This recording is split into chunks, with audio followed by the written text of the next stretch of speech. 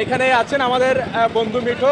আজকে আমরা চারজনে ম্যানেজমেন্ট করে আমাদের হাজীপাড়া হামিদিয়া উচ্চ বিদ্যালয়ের 2010 সালের যারা শিক্ষার্থী ছিল নিয়ে আমরা আজকে লক্ষ্মীপুর মসজিদ চৌধুরী হাট এসেছি।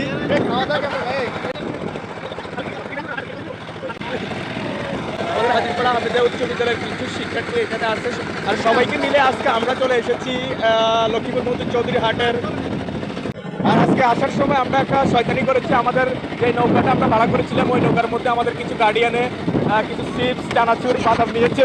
আমাদের এই একটা চোরা আর এই একটা চোরা এই একটা চোরা, এই তিনটা চোরা মিলি একটা ডাল ভাজা চুরি করছে।